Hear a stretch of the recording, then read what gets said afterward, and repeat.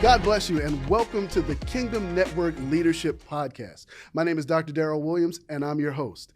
The Kingdom Network Leadership Podcast is our deep dive into kingdom leadership. If you're a pastor, if you're a layperson, if you're just a leader in your church or someone who wants to expand and grow your leadership, you are in the right place at the right time. The things that we're talking about are going to be kingdom related. They're going to be church related, but they'll also grow your personal leadership. So sit down, lock in, and get ready for a leadership experience. My job is to be you, to ask great leaders the questions that we all want to know the answer to.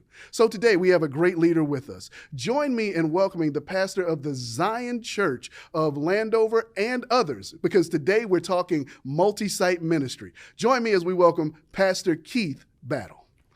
Pastor Battle, so great to have you with us today. How are you today? It's great to be here, man. That was great.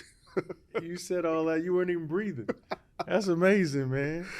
Well, give it up for you. You're so kind. When I learned how to swim, I learned how to hold my breath because I wasn't really good at it. So. Wow.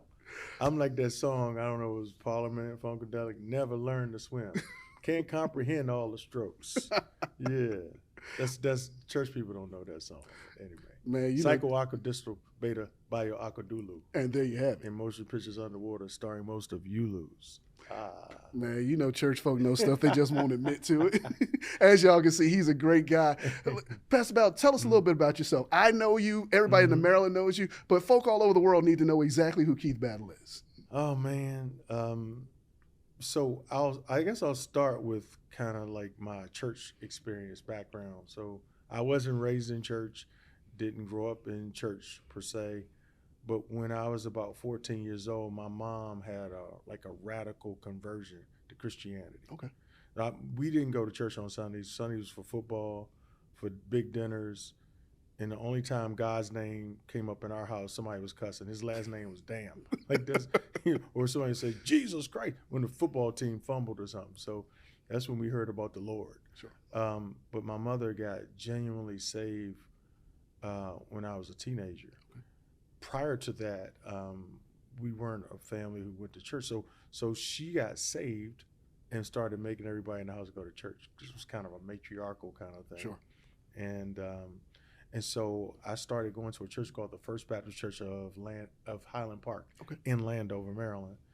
And I would go, she would make us go, and I would sit in church disgruntled, not believing in the stuff. But I kept hearing from a pastor who had integrity. It was clear he was a man of God, Reverend James J. McCord, and he preached a gospel message. It was like kind of like, you know, believe in Jesus Christ, you'll have a right to the tree of life. It was like, that was kind of his message. Mm-hmm. And after years of being in that environment, I came to faith in Jesus Christ and never saw myself in church leadership. Sure. In fact, I just didn't want to go to hell. Like, hell is a real place. Like, just what do I got to do to be? Oh, it's two lines: a heaven line, hell line. What you got to do to get in the How heaven I stay line? out the other one. That's it, man. We just I don't want to be a real. I don't want to be holy. I don't want to live. Just want the heaven line. You get Jesus. I just wanted enough Jesus to skip hell. Sure. That's all.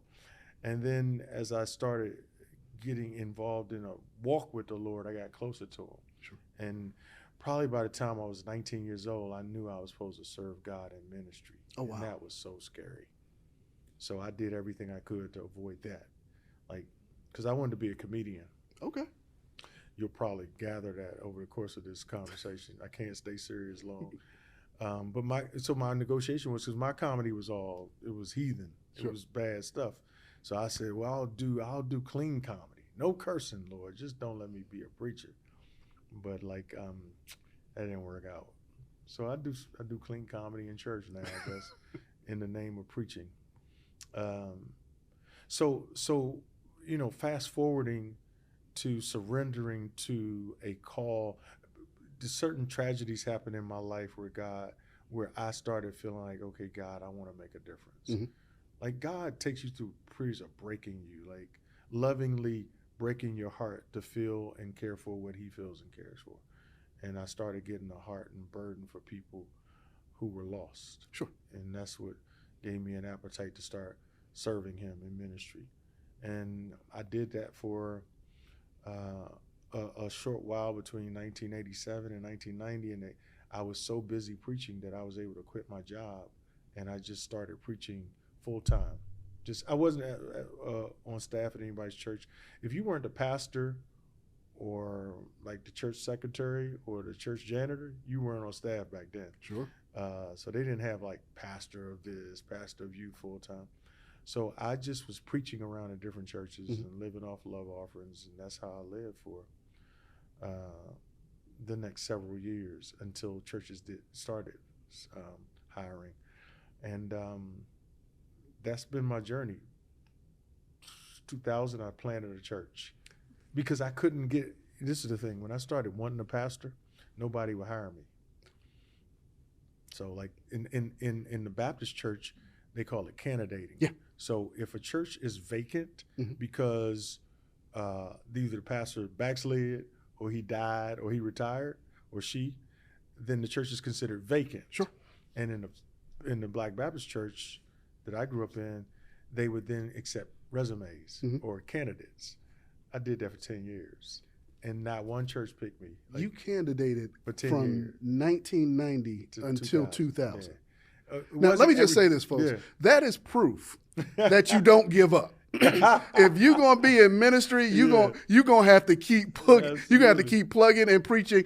I got to imagine you were having a preaching in season and out of season moment while you're going through this. Yeah. But fast forward 2000, what happens that changes you, that shifts you, that changes your mind? Well, in 1996, my wife and I let 2 students from Washington Bible College live with us. Okay. We lived in Atlanta, Maryland at the time.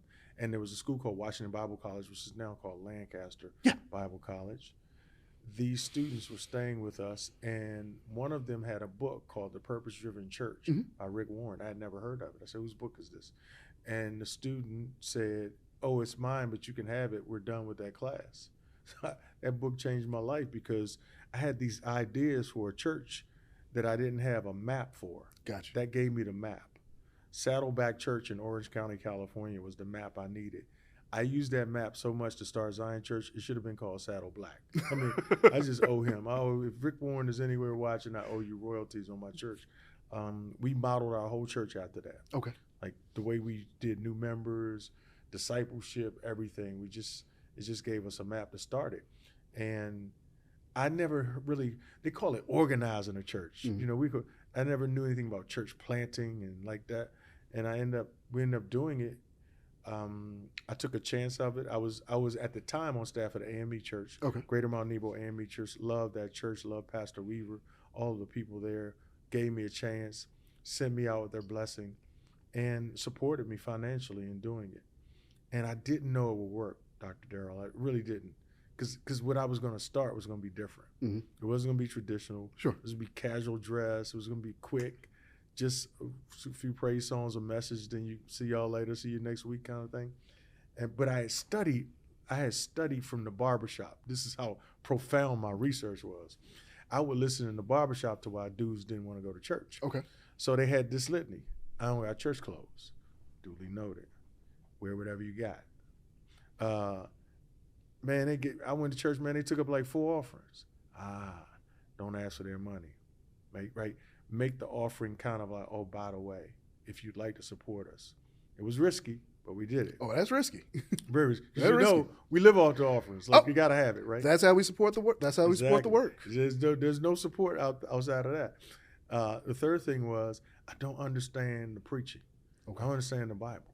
So I was like, make sure it's practical. It's got to be practical. And then the songs were songs that they didn't know. Like they didn't know. You know, we could sing. We said, I will try. We know all the songs that we sing, right? We don't need. So I was like, I will make sure all the lyrics are up and that they're songs that make sense to people, but most of all, they can sing along, right? So yeah, everybody puts their words up on the screens now, but I'm talking about 1999, 2000, when projection wasn't a big deal. You had a songbook or you had a handbook or whatever, if you had that. So I took those 4 big things and I said, we're going to be casual dress. We're going to do clear practical teaching. We're going to have a compact service. We're going to do this in 60 minutes, the whole thing. 60 minutes. 60 minutes, like the show on Sundays. I got you. Right? Door to door, 60 minutes. and we're going to do contemporary music. We Okay. just figured we'd land right there, and we just rolled the dice on it. No pun intended, but So we did. essentially in 2000, you planted a modern church. You basically looked at the culture and said, I'm going to plant a church. So what happened? The culture told me what to plant. The culture told you what I to see plant. that now. Okay. I was just eavesdropping. Sure. Because I come in the barbershop, hey, Rev, yeah, you make fun of me. It's all cool. But I was listening. It's like, I'm going to start something that you don't have a lot of. It's still not everybody's doing that, but I wanted to make an option. So you started a church for the people you wanted to reach. Absolutely. And the people that traditional churches had difficulty reaching or keeping. They might go Mother's Day, Easter, Christmas, or their niece was getting baptized or their nephew was singing that day. But now, you just said something I want you to dive a little into. You started a church for the people that the traditional church had a tough time reaching or keeping. Absolutely. Give me a profile of what that person looked like in 2000. In 2000, he was what we call Landover Larry. Now, hold on a second. You keep saying he, and I'm saying this for a reason, because as we know, statistics tell us that most churches are drastically female in makeup, membership, and service. And you keep saying he. So so there's purpose in this. So tell us about Landover Larry. It blessed us and it cursed us at the same time. Okay. Because I've lost some really, really powerful women over the years who says, you don't even care about us. Oh, wow. Like, I was so black male, unchurched dominant that women knew, like, he's just going after guys. And it was because, you got to remember, in the late 1980s, man, the crack epidemic, guys were being killed. The violence amongst black men was so perverse, profound, that we had to do something. Yeah. What I was banking on is that if we got black men, that their girlfriends would, out of curiosity, come. Okay. And that their families would follow, right? But it has always been the focus, and it's been unchurched guys. So what he looked like at that time, he had on Timbs, he had a wife beater on, excuse the expression, a white tank top. He might smell like weed. He had cornrows, and he had tattoos. How old was he? At that time, he was about 23, 25 years old. So you're planning a church, and the idea is to reach a regular young guy. Ray. Pookie and them. them. Black. Them dudes. Nook. Them dudes, yeah. Yeah. And tell us what, I know what happened, but tell the story. Yeah. So we saw some of them, but what we got was who I was anointed to reach. Sure. It was still black men, but these were basketball coaches. These were school teachers who still were disenfranchised from the church because they weren't churchy guys. Gotcha. They were skeptics. They may have dabbled in Islam. They may have been studying Egyptology or whatever, but they saw real in that, and they were relaxed. Some of them played golf. So I didn't really, I can't say that I had a hood church, like that I thought I was anointed to reach. I even grew my hair out and braided it so I could reach them. Yeah, you can see it didn't work, right? But now we'll say this, and this is kind of fast forwarding, because I never left in my mind that was my target. But what happened is, as I got older, I started the church when I was 34. We're now 23 years in at the time of this recording. Somebody asked me recently, one of the pastors on our staff at the time said, is that still your target? And I've always thought, yeah, I'm still going after that dude with the Timbs on. They ain't even wearing them anymore. Right. And he says, I think you should reconsider who your target is. And when I reconsidered it, Dr. Daryl, I realized that my new niche is now 36 to 46-year-old middle-class young families who are entrepreneurial and have young children. Like, that's my niche. Like, that's who they're most committed to the work that I do, my ideas, my ideologies. And I think it's important that a pastor know where his sweet spot is. It doesn't mean I don't have people under 36 or over 46 in my church, of course. But I think every pastor needs to know their sweet spot, right? And be sensitive to it. That 25-year-old guy that's tatted up and all that is not my sweet spot now. I still have a heart for them. Sure. But the way at this stage in my life, I'm in a different space of where I'm thinking, what I feel my assignment is, what I feel I'm trying to take the ministry. But I don't want to forget those persons. But yes, always. Now I think more of couples and families. Sure. You see what I'm saying? But yeah, that's what happened. It worked. I went after. I think I needed to go that far after that group in order to get the group that I got. The group that you got. What's interesting to me is if I think about it, that guy that you originally started after may be the guy that's coming now because he's 10, 15 years older. Exactly. He may be the basketball coach at the school now. You may have just gotten that guy just later in life. Yeah. So Great point. So things go well. No two ways about it. Things go well. They have gone well, yeah. They did go well. When you started growing, how fast and how far did you grow?